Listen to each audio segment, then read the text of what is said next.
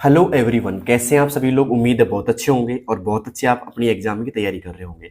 दोस्तों मैं लेके आया हूँ आपके लिए 35 प्रश्नों की एक और इम्पोर्टेंट क्लास। ठीक है, इस क्लास के अंदर काफ़ी सारे ऐसे क्वेश्चन है जो आप पहली बार देखेंगे और समझ में भी आएंगे आपको। ठीक है, तो ये 35 प्रश्नों की क्लास है और मैं उम्मीद करूंगा कि आपके इन 35 प्रश्नों में से कम 30% तो इस क्लास में सही होने चाहिए आपके। तो देखते हैं आपके कितने परसेंट सही होते हैं और कौन कौन से ऐसे लोग हैं जिनके पूरे 35% सही होते हैं, वही पता लगेगा क्लास के एंड में जाकर के। ठीक है, तो उम्मीद करता हूं आप सभी को समझ में भी आएंगे और जिन बच्चों को इन प्रश्नों के आंसर आते हैं ऑलरेडी, वो कमेंट बॉक्स में देने की कोशिश करें। ठीक है, जिससे आपको क्वेश्चन और क्लियर हो जाएगा अच्छे से। तो पहला प्रश्न है दोस्तों, निम्नलिखित में से कौन सा एप्लीकेशन सॉफ्टवेयर नहीं है। कौन सा दोस्तों एप्लीकेशन सॉफ्टवेयर नहीं है, कौन सा इसमें से। तो विंडोज 10, MS पेंट, नोटपैड या एडोब फोटोशॉप। अगर आपको ये प्रश्न आता है दोस्तों तो कमेंट बॉक्स में जल्दी से बताइए आप मुझे। ठीक है, तो यहाँ पे एप्लीकेशन सॉफ्टवेयर की बात की जाए दोस्तों, तो एडोब फोटोशॉप भी क्या है दोस्तों, आपका एप्लीकेशन सॉफ्टवेयर है। ठीक है, नोटपैड भी क्या है दोस्तों, आपका एप्लीकेशन सॉफ्टवेयर है। MS पेंट भी क्या है दोस्तों, आपका एप्लीकेशन सॉफ्टवेयर है। जबकि यहाँ पे एक तरीके से बात करें, विंडोज 10 या तो आपका ऑपरेटिंग सिस्टम बोल सकते हो आप, या इसको बोल सकते हो दोस्तों सिस्टम सॉफ्टवेयर। ठीक है, तो यहाँ पे आएगा कौन सा नहीं है। नहीं है पूछा गया है दोस्तों, ध्यान से देखिएगा, तो विंडोज 10 नहीं है दोस्तों, तो ए ऑप्शन इज राइट। तो किन किन बच्चों ने यहाँ पे एपी टिक किया था भाई, उन सभी का ये प्रश्न सही होगा। अब चलते हैं दोस्तों आज के दूसरे प्रश्न की ओर। दूसरा क्या पूछ रहा है आपसे, ध्यान से देखिएगा कि कौन सा सॉफ्टवेयर, क्या दोस्तों, कौन सा सॉफ्टवेयर एक कंप्यूटर के हार्डवेयर को नियंत्रित करता है और अन्य सॉफ्टवेयर के लिए आधार यानी कि प्लेटफॉर्म प्रदान करता है। बताइए दोस्तों, कौन सा ऐसा सॉफ्टवेयर है जो कंप्यूटर के हार्डवेयर को नियंत्रित करता है, कंट्रोल करता है और अन्य सॉफ्टवेयर के लिए आधार यानी कि प्लेटफॉर्म प्रदान करता है। Application, operating system, utility software या ड्राइवर सॉफ्टवेयर। बताइए दोस्तों क्या होगा इसका सही जवाब। तो ऐसा सॉफ्टवेयर जो हार्डवेयर को नियंत्रित करता है और सॉफ्टवेयर के लिए प्लेटफॉर्म प्रदान करता है, वो होता है दोस्तों आपका ऑपरेटिंग सिस्टम। क्या होता है दोस्तों, आपका ऑपरेटिंग सिस्टम होता है। तो यहाँ पे लगा लीजिए दोस्तों बीपी टिक, ऑपरेटिंग सिस्टम। ओके, अब चलते दोस्तों आज के तीसरे प्रश्न की ओर। तीसरा प्रश्न क्या पूछ रहा है आपसे, ध्यान से देखिएगा कि निम्न में से कौन सा उपकरण इनपुट और आउटपुट दोनों का काम कर सकता है। मतलब इनपुट भी होता है दोस्तों वो और आउटपुट भी होता है। Monitor, printer, USB flash drive या कीबोर्ड। बताइए दोस्तों क्या होगा इसका सही जवाब। तो इनपुट का भी कर सकता है, आउटपुट का भी कर सकता है। देखिए दोस्तों, मॉनिटर क्या करता है, सिर्फ और सिर्फ आउटपुट का काम करता है। सिर्फ क्या करता है दोस्तों, ये आउटपुट का काम करता है। प्रिंटर भी क्या करता है दोस्तों, आउटपुट का काम करता है। ठीक है, कीबोर्ड है दोस्तों आपके इनपुट का काम करता है। किसका काम करता है दोस्तों, इनपुट का काम करता है। मतलब कोई भी आप इनपुट देना चाह रहे हैं तो कीबोर्ड से दे सकते हैं। तो USB क्या करता है दोस्तों, USB दोनों काम करता है। ये इनपुट भी होता है दोस्तों, ठीक है, और क्या होता है दोस्तों, आउटपुट भी होता है। तो यहां पे लगा लीजिए दोस्तों सी ऑप्शन पर टिक। ठीक है, तो सी ऑप्शन पे टिक लगा लीजिएगा। किन किन बच्चों ने तीसरे में सी पे टिक किया था भाई, USB फ्लैश ड्राइव किस किस का आंसर था यहाँ पे, उन सभी बच्चों का सही होगा। ठीक है, अब चलते हैं दोस्तों आज के चौथे प्रश्न की ओर। चौथा प्रश्न पूछ रहा है आपसे कि कंप्यूटर की मुख्य सीमाओं में से एक है। मतलब कंप्यूटर की सीमा मतलब कोई कमी में से एक है। कौन सी कमी भाई, बहुत अधिक गति से काम करता है, कभी थकान न महसूस करना, स्वयं निर्णय लेने या समझने की क्षमता न होना या बिना गलती के काम करना। देखिए दोस्तों ये बात भी सही है, ये भी सही है, और बिना गलती के काम भी करता है, बट ये खुद डिसीजन नहीं ले सकता, खुद नहीं समझ सकता कुछ भी। तो यहाँ पे आएगा दोस्तों सी ऑप्शन इज राइट। चौथे में आएगा दोस्तों सी ऑप्शन, स्वयं निर्णय लेने या समझने की क्षमता न होना। ठीक है, अब चलते हैं दोस्तों आज के पांचवा प्रश्न है दोस्तों, निम्न में से कौन सा सिस्टम सॉफ्टवेयर का उदाहरण है। निम्न में से कौन सा सिस्टम सॉफ्टवेयर का उदाहरण है। पहला माइक्रोसॉफ्ट वर्ड, दूसरा गूगल क्रोम, तीसरा विंडोज 11 या VLC मीडिया प्लेयर। बताइए दोस्तों कौन सा इसमें सिस्टम सॉफ्टवेयर का उदाहरण है। तो यहाँ पे देखिए दोस्तों, सिस्टम सॉफ्टवेयर की बात की जाए तो माइक्रोसॉफ्ट वर्ड है दोस्तों एप्लीकेशन सॉफ्टवेयर, गूगल क्रोम भी क्या है दोस्तों आपका एप्लीकेशन सॉफ्टवेयर है। बात करें दोस्तों विंडोज 11 तो ये क्या है दोस्तों आपका सिस्टम सॉफ्टवेयर है। क्या है दोस्तों, ये सिस्टम सॉफ्टवेयर है। तो यहाँ पे आएगा सी ऑप्शन इज राइट। जबकि मीडिया प्लेयर भी क्या है दोस्तों आपका एप्लीकेशन सॉफ्टवेयर है। तो यहाँ पे विंडोज 11 इज राइट आंसर। तो बताइए दोस्तों आपके 5 प्रश्नों में से कितने प्रश्न एकदम सही हो चुके हैं अब तक। किन किन बच्चों के 5 में से 5 एकदम सही हो चुके हैं, कमेंट बॉक्स में जरूर बताना मुझे। अब चलते हैं दोस्तों आज के छठे प्रश्न की ओर। छठा प्रश्न है हमारा, मेन फ्रेम कंप्यूटर बहुत सस्ते होते हैं, ये कथन सही है या गलत है। कई बार क्वेश्चन ऐसा भी आ जाता है। तो भाई मेन फ्रेम जो कंप्यूटर होते हैं दोस्तों, वो एक तरीके से महंगे कंप्यूटर होते हैं भाई साहब। क्या होते हैं दोस्तों? महंगे कंप्यूटर होते हैं, ठीक है। तो यहाँ पे गलत कथन है ये दोस्तों, ठीक है। तो यहाँ पे आएगा B option is right, mainframe computer महंगे होते हैं दोस्तों, ठीक है। अब चलते हैं दोस्तों आज के 7वें प्रश्न की ओर। 7वां है कि निम्न में से कौन सा कंप्यूटर का आकार वर्गीकरण नहीं है। निम्न में से कौन सा कंप्यूटर का आकार वर्गीकरण नहीं है? Super computer, main frame computer, या मिनी कंप्यूटर, या स्मार्टफोन। बताइए दोस्तों क्या होगा इसका सही जवाब। तो यहाँ पे 4 वर्गीकरण में बांटा गया था, एक सुपर कंप्यूटर, एक मेन फ्रेम, एक मिनी, ठीक है, और एक था दोस्तों माइक्रो कंप्यूटर। क्या था दोस्तों? माइक्रो कंप्यूटर था एक चौथा, है ना। तो कौन सा नहीं है यहाँ पे? ये स्मार्टफोन नहीं है दोस्तों, तो D option is right, smartphone, ठीक है। 7वें में क्या आएगा दोस्तों? डी ऑप्शन आएगा, स्मार्टफोन। अब चलते हैं दोस्तों आज के 8वें प्रश्न की ओर। 8वां प्रश्न है कि वर्तमान समय में सबसे तेज गति वाला कंप्यूटर कौन सा माना जाता है। वर्तमान समय में सबसे तेज गति वाला कंप्यूटर कौन सा माना जाता है? Micro computer, mini computer, work station, या सुपर कंप्यूटर। देखिए दोस्तों, अगर वर्तमान समय की बात की जाए तो सबसे तेज गति वाला जो कंप्यूटर है ना भाई साहब, वो एक तरीके से सुपर कंप्यूटर है। क्या है दोस्तों? सुपर कंप्यूटर है। कौन सा है भाई साहब? सुपर कंप्यूटर सबसे तेज गति वाला। तो यहाँ पे आएगा super computer is right answer. क्या आएगा दोस्तों? सुपर कंप्यूटर आएगा यहाँ पे। तो 8वें में क्या आएगा दोस्तों? डी ऑप्शन आएगा, ठीक है। अब चलते हैं दोस्तों आज के 9वें प्रश्न की ओर। 9वां प्रश्न क्या पूछ रहा है आपसे कि निम्न में से कौन सा आउटपुट डिवाइस है। निम्न में से कौन सा आउटपुट डिवाइस है। एक क्वेश्चन आपके इनपुट आउटपुट से जरूर पूछा जाएगा एग्जाम के अंदर, ठीक है। तो निम्न में से कौन सा आउटपुट है? तो भाई साहब यहाँ पे जो माउस है, स्कैनर है, स्पीकर है, या वेब कैम है। माउस क्या है दोस्तों? आपके इनपुट है। क्या है दोस्तों? आपके इनपुट है। स्कैनर भी क्या है दोस्तों? आपके इनपुट है। क्या है दोस्तों? इनपुट है। स्पीकर क्या है दोस्तों? आपके आउटपुट है। क्या है भाई साहब? आउटपुट है। और यहाँ पे वेब कैम भी क्या है दोस्तों? आपके इनपुट है। तो आपको आंसर का पता लग ही गया। क्या पूछा है आपसे? आउटपुट पूछा है यहाँ पे। तो आएगा दोस्तों speaker, C option is right. तो 90% में किन किन बच्चों ने यहाँ पे सी पे टिक किया था भाई? सभी का सही है। अब चलते हैं दोस्तों आज के 10वें प्रश्न की ओर। कंप्यूटर में हार्डवेयर और सॉफ्टवेयर के बीच मुख्य अंतर क्या है। कंप्यूटर में हार्डवेयर और सॉफ्टवेयर के बीच में मुख्य अंतर क्या है? पहला, हार्डवेयर को देखा और छुआ जा सकता है, सॉफ्टवेयर को नहीं। सॉफ्टवेयर को देखा और छुआ जा सकता है, हार्डवेयर को नहीं। दोनों ही बिजली से चलते हैं, या दोनों एक ही चीज है? गलत बात, ये भी गलत है। सॉफ्टवेयर को देखा और छुआ जा सकता है। देखिए दोस्तों, सॉफ्टवेयर को सिर्फ देखा जाता है, ये मान लो आप सिर्फ देख सकते हैं इसको, और इसको हम क्या कर सकते हैं दोस्तों? छू सकते हैं, ठीक है। तो यहाँ पे आएगा दोस्तों हार्डवेयर को देखा और छुआ जा सकता है, और यहाँ पे एक तरीके से सॉफ्टवेयर को नहीं, ठीक है। मतलब सॉफ्टवेयर को सिर्फ देख सकते हो आप, छू नहीं सकते आप, ठीक है। तो ए ऑप्शन इज राइट। 10वें में क्या आएगा भाई साहब? ए पे टिक लगा लीजिए सबके सब बच्चे। A option is right. यहाँ पे ये भी ऑप्शन गलत होगा, ठीक है। तो आपके इन 10 प्रश्नों में से कितने प्रश्न एकदम सही हो चुके हैं कमेंट बॉक्स में बताओ। अगर ये क्लास को अभी तक आपने शेयर नहीं किया उन बच्चों के साथ में जिनकी RSCAT के एग्जाम है, तो अभी आप शेयर कर दीजिए सभी लोग, ठीक है। अब चलते हैं दोस्तों आज के 11वें प्रश्न की ओर। 11वां प्रश्न क्या पूछ रहा है आपसे कि डेजी व्हील प्रिंटर किस प्रकार का प्रिंटर है जो अक्षरों को टाइपराइटर की तरह छापता है। देखिए दोस्तों, इंपॉर्टेंट क्वेश्चन है यहाँ पे ये कि डेजी व्हील प्रिंटर किस प्रकार का प्रिंटर है जो अक्षरों को टाइपराइटर की तरह छापता है। बताइए दोस्तों, टाइपराइटर की तरह कौन छापता है यहाँ पे अक्षरों को? नॉन इंपैक्ट प्रिंटर छापता है, इंपैक्ट प्रिंटर छापता है, थर्मल प्रिंटर छापता है, या इंकजेट प्रिंटर छापता है। बताइए दोस्तों क्या होगा इसका सही जवाब कि डेजी व्हील प्रिंटर किस प्रकार का प्रिंटर है जो अक्षरों को टाइपराइटर की तरह छापता है। तो यहाँ पे किन किन बच्चों को इसका जवाब आता है भाई? जल्दी से कमेंट बॉक्स में बताने की कोशिश करें सभी बच्चे। तो यहाँ पे जो सही जवाब होगा दोस्तों वो होगा यहाँ पे इंपैक्ट प्रिंटर। क्या होगा दोस्तों? इंपैक्ट प्रिंटर होगा। तो 11वें में आएगा भाई साहब B option is right, impact printer, ठीक है।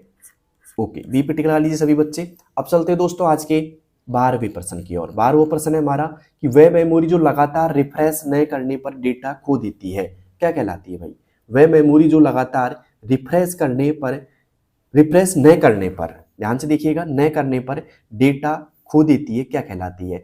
एस रैम कहलाती है, डी रैम कहलाती है, या फिर रोम कहलाती है, कैश कहलाती है? बताइए दोस्तों क्या कहलाती है? जल्दी से बताइए कमेंट बॉक्स के अंदर सभी बच्चे। तो ऐसी मेमोरी को हम बोलते हैं डायनेमिक रैम। क्या बोलते हैं दोस्तों? डायनेमिक रैम बोला जाता है। तो यहाँ पे आएगा B option is right. D RAM ऐसी मेमोरी जो रिफ्रेश करने पर डेटा खो देती है। कौन सी मेमोरी? डी रैम मेमोरी होती है भाई साहब, डी रैम। ओके, नहीं सही लिखा है ना, डी रैम सही है। ओके, तो डी रैम ऐसी मेमोरी जो अगर आप रिफ्रेश नहीं करोगे बार बार तो वो अपना डेटा खो देती है। अब चलते हैं दोस्तों आज के 13वें प्रश्न की ओर। 13वां प्रश्न क्या पूछ रहा है आपसे? कि पूछ रहा है कि कंप्यूटर में सबसे तेज मेमोरी कौन सी होती है? Main memory, cache memory, secondary memory या वर्चुअल मेमोरी? सबसे तेज मेमोरी की बात की जाए तो कौन सी होती है? जल्दी से बताइए सभी बच्चे। दोस्तों यहाँ पे जो सबसे तेज मेमोरी होती है ना, वो होती है दोस्तों कैश मेमोरी। ठीक है, कैश मेमोरी जो सीपीयू के क्या रहती है दोस्तों, के सीपीयू के पास में रहती है ये मेमोरी। ठीक है, और सीपीयू को तेजी से डाटा एक्सेस कराने में मदद करती है। तो यहाँ पे आएगा कैश मेमोरी। 13वें में क्या आएगा भाई साहब? बी ऑप्शन आएगा, कैश मेमोरी। ठीक है, उम्मीद करता हूँ 13वां प्रश्न भी आपको समझ में आ गया होगा अच्छे से। अब चलते हैं दोस्तों आज के अगले प्रश्न की ओर। अगला प्रश्न पूछ रहा है आपसे कि कागज पर लिखे डेटा को डिजिटल रूप में बदलने के लिए कौन सा डिवाइस उपयोग होता है? कागज पर लिखे डेटा को डिजिटल रूप में बदलने के लिए कौन सा डिवाइस उपयोग होता है? OMR, OCR, स्कैनर या MICR? बताइए दोस्तों क्या होगा इसका सही जवाब? कागज पर लिखे डेटा को डिजिटल रूप में बदलने के लिए कौन सा डिवाइस उपयोग होता है? OMR होता है, OCR होता है, स्कैनर होता है या MICR होता है? देखिए दोस्तों, कागज पर अगर आपको डेटा लिख रहे हो तो उसको डिजिटल रूप में बदलने के लिए जो काम आता है ना भाई साहब, वो आता है क्या? कागज पर लिखे डिजिटल डेटा को डिजिटल रूप में बदलना है तो दोस्तों स्कैनर काम आएगा आपके। क्या आएगा दोस्तों? स्कैनर आएगा। ठीक है, स्कैनर क्या करता है? जो भी मैटर होता है आपका, ठीक है, उसको डिजिटल रूप में करता है एक तरीके से। ठीक है, ओके, तो स्कैनर कर दीजिएगा यहाँ पे इस प्रश्न में तो आप। ठीक है, अब चलते हैं दोस्तों आज के 15वें प्रश्न की ओर। वोलेटाइल मेमोरी की विशेषता क्या होती है? वोलेटाइल मेमोरी की विशेषता क्या होती है? डेटा स्थायी रहता है इसमें, केवल पढ़ी जा सकती है, धीमी होती है, डेटा बिजली बंद होने पर मिट जाता है। बताइए दोस्तों क्या होगा 15वें का सही जवाब? देखिए दोस्तों, एक तरीके से जो ये मेमोरी होती है ना, वो वोलेटाइल मेमोरी होती है दोस्तों, अस्थायी मेमोरी। कौन सी मेमोरी होती है दोस्तों? अस्थायी मेमोरी होती है। ठीक है, और एक तरीके से बात करें कि बिजली गई डेटा गया। फॉर एग्जाम्पल मैं देता हूँ आपको, कौन सी मेमोरी होती है? रैम मेमोरी होती है, रैंडम एक्सेस मेमोरी। ठीक है, तो यहाँ पे आएगा बिजली जाने पर डेटा मिट जाता है। ठीक है, तो डी ऑप्शन पे लगा लो टिक सभी बच्चे।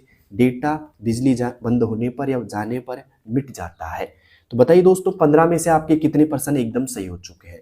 जो बच्चे मेरी क्लास पहली बार देखने के लिए आए हैं इस क्लास में, तो उनसे मैं कहूँगा कि आप चैनल को सब्सक्राइब कर लेना, क्योंकि सारे अपडेट आपको तभी मिल पाएंगे जब चैनल सब्सक्राइब होगा। ठीक है, क्योंकि मैंने सारी क्लासेस डाल रखी हैं और साथ में मैंने चैप्टर समरी के लिए क्लास बना रखी है अलग से, जो 1 से 15 तक चैप्टर समरी मैंने डाल रखी है, मतलब 8-9 चैप्टर की डाल चुका हूँ मैं। तो सभी चैप्टरों को जरूर देखना, खासकर आप MS वर्ड और एक्सेल की क्लास जरूर देखना, क्योंकि आपको प्रैक्टिकल समझाया है मैंने। और साथ में ध्यान रखना कि क्लास देख लेते हो तो कम से कम 10% आपके सही हो जाएंगे दोनों चैप्टरों में से। ठीक है, अब चलते हैं दोस्तों आज के 16वें प्रश्न की ओर। 16वां प्रश्न है कि लाइन प्रिंटर की विशेषता क्या है?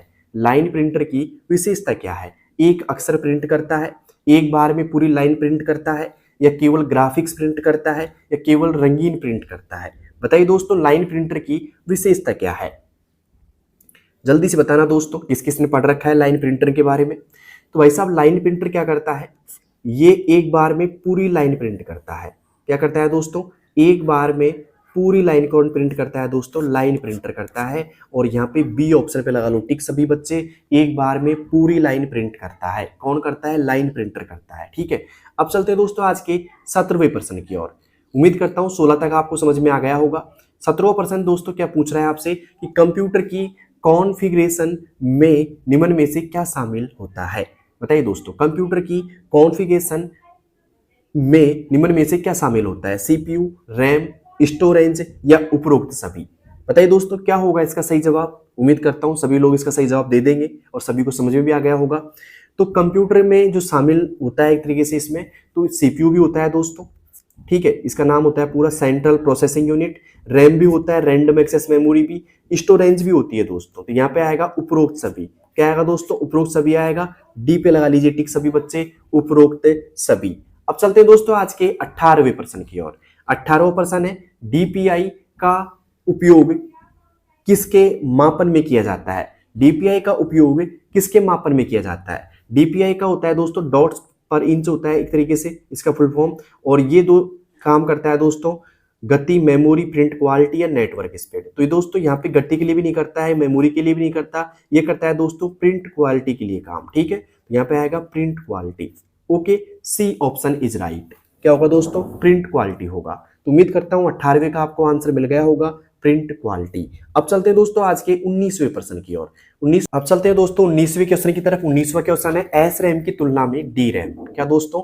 एस रैम की तुलना में डी रैम तेज होती है, सस्ती होती है, रिफ्रेश की जरूरत नहीं होती है, अधिक स्थायी होती है। देखिए दोस्तों, एस रैम की तुलना में डी रैम जो होती है ना भाई साहब, वो होती है दोस्तों सस्ती होती है। क्या होती है दोस्तों? सस्ती होती है। तो बी पे लगा लीजिए टिक यहाँ पे, सस्ती होती है। ठीक है, अब चलते हैं दोस्तों आज के 20वें प्रश्न की ओर।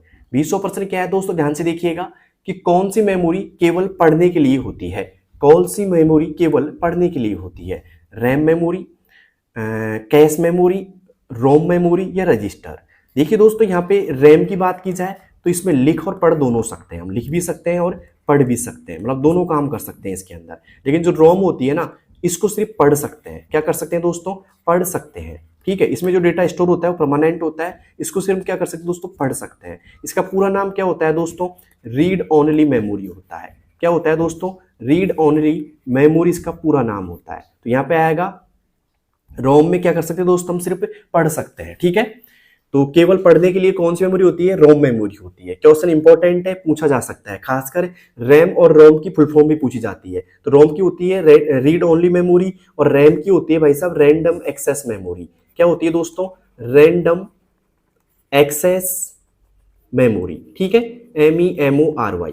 ठीक है, तो रैंडम एक्सेस मेमोरी रैम का पूरा नाम होता है। तो उम्मीद करता हूं आपके 20 में से 20 सही हो गए होंगे भाई सभी के। अब चलते हैं दोस्तों आज के 21वें प्रश्न की ओर। 21वां प्रश्न पूछ रहा है आपसे कि OMR का उपयोग मुख्यतः किसके लिए किया जाता है? OMR का उपयोग मुख्यतः किसके लिए किया जाता है? हस्तलिखित टेक्स्ट पढ़ने के लिए, मार्क किए गए उत्तर पढ़ने के लिए, बारकोड पढ़ने के लिए या आवाज पहचानने के लिए? बताइए दोस्तों, किसका मतलब OMR का उपयोग किस उद्देश्य के लिए किया जाता है, किस मुख्यतः किसके लिए किया जाता है? तो भाई OMR है ना, OMR की बात की जाए तो ये काम करता है भाई साहब मार्क किए गए उत्तर पढ़ने के लिए। किसके लिए दोस्तों? मार्क किए गए उत्तर पढ़ने के लिए। अब आपकी RSCT की जो एग्जाम है ना, यहाँ पे आएगा बी ऑप्शन पे टिक कर लो सभी लोग, है ना। आपकी जो RSCT की एग्जाम है वो OMR पे होगी, और ऐसे आपको गोले मिलेंगे जिसमें से आपको एक गोला फिल करना पड़ता है, जिसका मतलब जो भी आंसर होगा वो। तो इसको पढ़ने के लिए जो काम करेगा ना दोस्तों, OMR ही करेगा। तो ये OMR सीट पे आपकी एग्जाम होगी और OMR इसको पढ़ेगा, रीड करेगा और वो फिर आपको बताएगा कितने % आप सही करके आए हो। ध्यान रखना, OMR पे आपकी एग्जाम होगी, 35% आपकी परीक्षा में आएंगे, ये भी पता होना चाहिए। कुछ बच्चों की कमेंट आ रही थी कि सर कितने % आएंगे? 35 आएंगे। प्रत्येक % आपका 2 नंबर का रहेगा, मतलब 70 नंबर का आपका पेपर रहने वाला है। समय आपको मिलेगा दोस्तों 1 घंटे का, 1 ओवर का आपको समय मिलेगा, मतलब 60 मिनट आपको मिलेंगे पेपर करने के लिए, 35% करने के लिए, और उन 60 मिनट में आपको करना पड़ेगा। और जो बच्चे 14% यहाँ पे सही करके आएंगे, 14% क्या है दोस्तों? सही करके आएंगे या 28 नंबर लेके आएंगे 70 में से, मतलब 40% आप सही करके आते हो ना, तब आप क्या हो जाओगे दोस्तों? पास हो जाओगे। ठीक है, तो 14% आपको सही करने, मैं तो चाहता हूँ सभी के सभी % सही होने चाहिए। ठीक है, तो उम्मीद करता हूँ आपको ये चीज भी समझ में आ गई होगी और 21% भी आपको समझ में आ गया होगा। अब चलते हैं दोस्तों आज के 22वें प्रश्न की ओर। लेजर प्रिंटर किस प्रकार का प्रिंटर है? नॉन इंपैक्ट प्रिंटर है, इंपैक्ट प्रिंटर है, मैकेनिकल है या मैनुअल है? बताइए दोस्तों, लेजर प्रिंटर किस प्रकार का प्रिंटर है? जल्दी से बताइए सभी लोग, लेजर प्रिंटर किस प्रकार का प्रिंटर है भाई? तो लेजर प्रिंटर जो है ना भाई, वो है नॉन इंपैक्ट प्रिंटर। कौन सा है दोस्तों? नॉन इंपैक्ट प्रिंटर है। तो A option is right. Non impact printer कौन सा है दोस्तों? लेजर प्रिंटर होता है। ओके, तो उम्मीद करता हूं 22वां भी आपको समझ में आ गया होगा। अब चलते हैं दोस्तों आज के 23वें प्रश्न की ओर। 23वां प्रश्न है, कैश मेमोरी का मुख्य उद्देश्य क्या है? कैश मेमोरी का मुख्य उद्देश्य क्या है? डेटा स्टोर करना, बैकअप लेना, CPU की गति बढ़ाना या डेटा ट्रांसफर करना? बताइए दोस्तों, कैश मेमोरी का मुख्य उद्देश्य क्या है? सभी लोग बताइए एक बार। कैश मेमोरी का जो मुख्य उद्देश्य है ना, वो है दोस्तों CPU की गति को बढ़ाना। क्या है दोस्तों? CPU की गति को बढ़ाना। अब कैसे बढ़ाती है? एक तरीके से CPU और रैम के बीच कार्य करती है ये। ठीक है, तो रैम का जो डाटा है ना, उसको तेजी से एक्सेस करने के लिए ये काम करती है। तो यहाँ पे रैम और CPU के बीच में होती है दोस्तों कैश मेमोरी। ठीक है, और ये निकटतम होती है किसके? CPU के। और सीधी सी बात है, रैम से तेजी से डेटा एक्सेस करवाती है सीपीयू को, जिससे सीपीयू की गति क्या हो जाती है, बढ़ जाती है। तो यहाँ पे आएगा 23वें में सी ऑप्शन पे लगा लो टिक सभी बच्चे। अब चलते हैं दोस्तों आज के 24वें प्रश्न की ओर। 24वां प्रश्न है हमारा कि कंप्यूटर में रजिस्टर का क्या कार्य है, या कंप्यूटर में रजिस्टर का कार्य क्या है। डेटा स्थायी रूप से स्टोर करना, अस्थायी रूप से बहुत तेज डेटा स्टोर करना, या फिर प्रिंटिंग करना, या नेटवर्किंग करना। बताइए दोस्तों कंप्यूटर में रजिस्टर का क्या कार्य है, जल्दी से बताइए सभी बच्चे। तो यहाँ पे आएगा दोस्तों अस्थायी रूप से बहुत तेजी से डेटा स्टोर करना। अस्थायी रूप से क्या करता है दोस्तों, ये भी तेजी से डेटा स्टोर करता है। तो यहाँ पे आएगा बी पे लगा लीजिए टिक, बी ऑप्शन इज राइट। आज की क्लास से मैं कह सकता हूँ आपसे कम से कम 3 या 4 प्रश्न आपको आराम से मिल जाएंगे, ठीक है। अब चलते हैं दोस्तों आज के 25वें प्रश्न की ओर। ईपीरोम का पूरा नाम क्या है। ईपीरोम का पूरा नाम क्या है। Erasable programmable read only memory, electronic programmable RAM, या फिर एक्सटेंडेड प्राइमरी रोम, या फिर एक्सटर्नल प्रोग्राम रोम। तो दोस्तों यहाँ पे ईपीरोम का पूरा नाम पूछा जाए तो ये होगा दोस्तों erasable programmable read only memory. A option is right. तो बताइए बच्चों 25 में से आपके कितने प्रश्न एकदम सही हो चुके हैं। ये क्लास थी आपके 35 प्रश्नों की, जिसमें से 25 प्रश्न हो चुके हैं, और मैं चाहता हूं 25 में से आपके लगभग 20 से ज्यादा प्रश्न तो सही होने चाहिए, ठीक है। अब चलते हैं दोस्तों आज के 26वें प्रश्न की ओर। उम्मीद करता हूं यहां तक क्लास आपको अच्छी लग रही होगी। अब चलते हैं 26वें प्रश्न की ओर। 26वां प्रश्न पूछ रहा है आपसे कि निम्न में से कौन सा कथन रिसाइकल बिन के बारे में गलत है। निम्न में से कौन सा कथन रिसाइकल बिन के बारे में गलत है कि हटाई गई फाइलें रिस्टोर की जा सकती है। देखो गलत पूछा जा रहा है ना, मतलब 3 सही होंगे 1 गलत होगा इनमें से। तो हटाई गई फाइलें रिस्टोर की जा सकती हैं, सही है। तो रिसाइकल बिन में फाइलें स्थायी रूप से हटाई जा सकती हैं, रिसाइकल बिन से फाइलें स्थायी रूप से हटाई जा सकती हैं, ये बात भी सही है। रिसाइकल बिन में फाइलें रखने से हार्ड डिस्क की जगह बढ़ जाती है, गलत बात। एम्प्टी रिसाइकल बिन करने से फाइलें स्थायी रूप से हट जाती है, ये भी सही है। तो गलत पूछा है, तो गलत कौन सा है भाई साहब, यहाँ पे सी ऑप्शन है। सी ऑप्शन क्या होगा दोस्तों, इसमें गलत होगा कि रिसाइकल बिन में फाइलें रखने से हार्ड डिस्क की जगह बढ़ जाती है, नहीं बढ़ती है, घट जाती है वापिस, है ना। तो यहाँ पे आएगा दोस्तों सी ऑप्शन। उम्मीद करता हूँ 26वां आपको समझ में आ गया होगा। अब चलते हैं दोस्तों आज के 27वें प्रश्न की ओर। 27वां है कि निम्न में से कौन सा GUI आधारित ऑपरेटिंग सिस्टम का उदाहरण नहीं है। निम्न में से कौन सा GUI आधारित ऑपरेटिंग सिस्टम का उदाहरण नहीं है। पहला ऑप्शन विंडोज 10, दूसरा लिनक्स, तीसरा यूनिक्स कमांड लाइन ओनली, या फिर मैक OS। बताइए दोस्तों क्या होगा इसका सही जवाब। तो यहाँ पे आएगा दोस्तों यूनिक्स। क्या आएगा भाई साहब, यूनिक्स आएगा, ठीक है। C option is right. 27वें में क्या आएगा भाई साहब, यूनिक्स आएगा, सी ऑप्शन इज राइट। अब चलते हैं दोस्तों आज के 28वें प्रश्न की ओर। 28वां प्रश्न है कि निम्न में से कौन सा एप्लीकेशन सॉफ्टवेयर नहीं है। निम्न में से कौन सा एप्लीकेशन सॉफ्टवेयर नहीं है। देखिए दोस्तों फोटोशॉप आपका एप्लीकेशन सॉफ्टवेयर है, एडोब रीडर भी क्या है दोस्तों एप्लीकेशन है, और VLC मीडिया प्लेयर भी क्या है एप्लीकेशन। कौन सा नहीं है भाई साहब, विंडोज XP, ठीक है। तो यहाँ पे लगा लीजिए ए ऑप्शन पे टिक। विंडोज XP क्या है दोस्तों आपका सिस्टम सॉफ्टवेयर है, एप्लीकेशन नहीं है, ठीक है। अब चलते हैं दोस्तों आज के 29वें प्रश्न की ओर। 29वां प्रश्न पूछ रहा है आपसे कि टास्क बार का वह भाग जहां बैकग्राउंड में चल रही यह है, लिख देता हूं बड़ा सा। टास्क बार का वह भाग जहां बैकग्राउंड में चल रही एप्लीकेशन के आइकन और टाइम दिखता है वह कहलाता है। मतलब टास्क बार का वह भाग जहां एप्लीकेशन के आइकन और टाइम दिखता है क्या कहलाता है। Start button, quick launch, system tray, या मेन्यू बार। देखिए दोस्तों ये आपका एक तरीके से मॉनिटर है ना, और इस मॉनिटर के अंदर जो अंदर का एरिया होता है डेस्कटॉप कहलाता है। बट एक पट्टी ऐसी नजर आती है, और इस पट्टी के दोस्तों इस पट्टी की बात की जाए तो इस साइड आपको यहाँ पे जो सिस्टम नजर आते हैं, यहाँ पे आपको आइकन भी नजर आते हैं, है ना, रन हो रहे प्रोग्राम के, ठीक है, बैकग्राउंड में, और यहाँ पे आपको समय और दिनांक भी दिखाई देता है। तो इस चीज को बोलते हैं दोस्तों आप सिस्टम ट्रे बोला जाता है। क्या बोला जाता है दोस्तों, सिस्टम ट्रे बोलते हैं इसको। तो यहाँ पे आएगा दोस्तों सिस्टम ट्रे, मतलब सीधी सी बात है C option is right, system tray बोला जाएगा इसको। तो 29वें में आएगा दोस्तों सी ऑप्शन, सिस्टम ट्रे। अब चलते हैं दोस्तों आज के 30वें प्रश्न की ओर। 30वां है दोस्तों निम्न में से कौन सा ऑपरेटिंग सिस्टम मल्टीटास्किंग को सपोर्ट नहीं करता है। निम्न में से कौन सा ऑपरेटिंग सिस्टम मल्टीटास्किंग को क्या नहीं करता दोस्तों, सपोर्ट नहीं करता। विंडोज 98, विंडोज 10, लिनक्स, या मैक OS। बताइए दोस्तों क्या होगा इसका सही जवाब कि निम्न में से कौन सा ऑपरेटिंग सिस्टम मल्टीटास्किंग को सपोर्ट नहीं करता है। दोस्तों यहाँ पे बात की जाए सपोर्ट कौन सा नहीं करेगा, तो सपोर्ट नहीं करेगा दोस्तों विंडोज 98। विंडोज 98 दोस्तों सपोर्ट नहीं करता है, तो ए ऑप्शन इज राइट। ठीक है, तो उम्मीद करता हूं ये प्रश्न भी आपको समझ में आ जाएगा। ठीक है, तो बताइए दोस्तों 30 में से आपका स्कोर कितना आ चुका है, किन किन बच्चों के 30 में से 28% तक सही हो चुके हैं दोस्तों, जल्दी से मुझे बताइए किन किन बच्चों के 30 में से 28% एकदम सही हो चुके हैं। अब चलते हैं दोस्तों आज के 31वें प्रश्न की ओर। 31वां प्रश्न पूछ रहा है सामने आपसे कि किस विंडोज वर्जन में स्टार्ट बटन उपलब्ध नहीं था।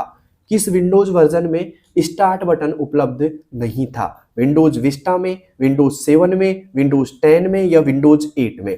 बताइए दोस्तों किस विंडोज वर्जन में स्टार्ट बटन उपलब्ध नहीं था। दोस्तों जिसमें नहीं था वो नहीं था दोस्तों विंडोज 8 में।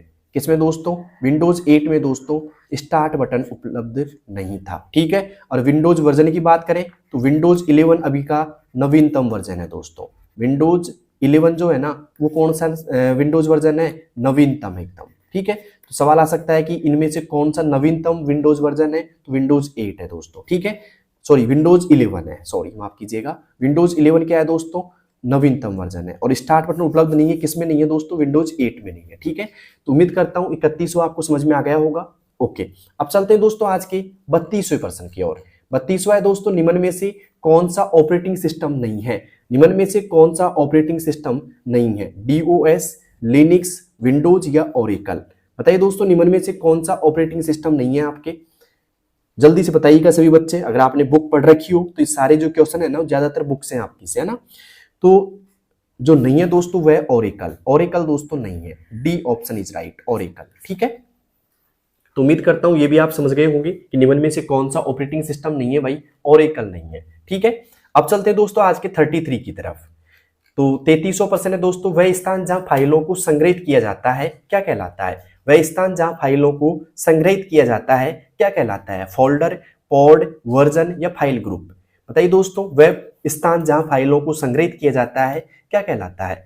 दोस्तों जहां फाइलों को संग्रहित किया जाता है उसे कहते हैं दोस्तों फोल्डर। क्या कहते हैं दोस्तों, फोल्डर कहते हैं। तो ए ऑप्शन इज राइट, क्या होगा दोस्तों, फोल्डर होगा। और एक बात ध्यान रखना, फोल्डर के अंदर फोल्डर, फोल्डर के अंदर फोल्डर, मैं कई बार बता चुका हूं इस प्रश्न को, अंदर जो फोल्डर होता है ना उसको हम बोलते हैं दोस्तों सब फोल्डर। क्या बोलते हैं दोस्तों, सब फोल्डर बोला जाता है। फोल्डर के अंदर जो फोल्डर होता है उसे क्या कहेंगे दोस्तों, सब फोल्डर कहेंगे। और 33 में आएगा दोस्तों ए ऑप्शन, फोल्डर। ठीक है, अब चलते हैं दोस्तों आज के 34 की ओर। 34वां प्रश्न है दोस्तों कि विंडोज में स्टार्ट बटन का उपयोग किस लिए किया जाता है। विंडोज में स्टार्ट बटन कहाँ पाया जाता है, जैसे कि मान लो ये विंडोज है आपकी और यहाँ पे टास्क बार होता है और टास्क बार के अंदर आपका स्टार्ट बटन पाया जाता है। ठीक है, तो जो स्टार्ट बटन होता है उसका उपयोग क्या होता है, एप्लीकेशन खोलने के लिए, सेटिंग बदलने के लिए, सिस्टम बंद करने के लिए या उपरोक्त सभी। क्या होगा दोस्तों सही जवाब इसका। तो विंडोज में स्टार्ट बटन की बात की जाए तो एप्लीकेशन खोलने के लिए भी होता है दोस्तों इसका उपयोग, सेटिंग बदलने के लिए भी होता है और सिस्टम को बंद करने के लिए भी, मतलब शट डाउन करने के लिए, रीस्टार्ट करने के लिए भी इसका उपयोग होता है। तो यहाँ पे आएगा दोस्तों उपरोक्त सभी, डी ऑप्शन। क्या आएगा दोस्तों, उपरोक्त सभी, डी ऑप्शन आएगा यहाँ पे। ठीक है, अब चलते हैं दोस्तों आज के 35 की ओर। 35वां प्रश्न है दोस्तों, डायरेक्टरी को एक स्थान से दूसरे स्थान पर ले जाने पर क्या होता है। डायरेक्टरी को एक स्थान से दूसरे स्थान पर ले जाने पर क्या होता है, केवल फाइलें ट्रांसफर होती हैं, केवल सब डायरेक्टरी ट्रांसफर होती है, पूरी डायरेक्टरी ट्रांसफर होती है या कुछ भी ट्रांसफर नहीं होता है। जल्दी से बताइएगा दोस्तों आज के अंतिम सवाल का क्या आंसर होगा। अभी तक अगर क्लास को आपने शेयर नहीं किया है तो सभी बच्चों के पास आप शेयर कर सकते हैं, साथ में सब्सक्राइब कर लो ताकि सभी जो मेरी अपडेट आएंगी, सारी वीडियोज आएंगी नई नई, उनका सभी का आपको अपडेट मिल जाएगा। ठीक है, और एक बात और, अभी तक अगर आपने पहली बार आरएससीट की तैयारी करने लगे हो तो मैंने चैप्टर समरी बना रखी है दोस्तों, जिसका अलग से मैंने प्लेलिस्ट बना रखी है चैप्टर समरी की। उसके अंदर मैं 1 से 15 तक चैप्टर समरी बनाऊंगा और जो मैंने बना दी एमएस वर्ड, एक्सेल वगैरह की, और जो मैंने डाल रखी है दोस्तों 8-9 चैप्टर की अभी तक, उन सभी को आप देख लो। ठीक है, चैप्टर समरी आपके बहुत काम आएगी और मैं चाहता हूं कि चैप्टर समरी अगर आप देख लेते हो तो कम से कम 30 प्रश्नों का सवालों का जवाब आप सही दे दोगे आराम से। ठीक है, तो यहाँ पे बात करें डायरेक्टरी को एक स्थान से दूसरे स्थान पर ले जाने के लिए क्या होता है, तो भाई साहब पूरी डायरेक्टरी ट्रांसफर हो जाती है, या पूरी डायरेक्टरी क्या होती है, ट्रांसफर होती है। C option is right. 35वें में क्या आएगा दोस्तों, सी ऑप्शन आएगा। उम्मीद करता हूँ ये क्लास आपको समझ में आई होगी, आपने बहुत कुछ सीखा होगा इस क्लास से। ठीक है, सीखा है तो कमेंट बॉक्स में जरूर बताना मुझे, और जो लोग पहली बार आए हैं क्लास देखने, कमेंट बॉक्स ये बताना कि कितने लोग आज पहली बार मेरी क्लास देखने के लिए आए हैं। उनसे कहना चाहूँगा आप समस्त प्लेलिस्ट देखिएगा, साथ में चैप्टर समरी जरूर देख के जाना एग्जाम से पहले, ठीक है। और पूरे 35% करके आना, ठीक है। सभी को बेस्ट ऑफ लक मेरी तरफ से। धन्यवाद। Thank you. Okay, thank you. Thank you. Bye.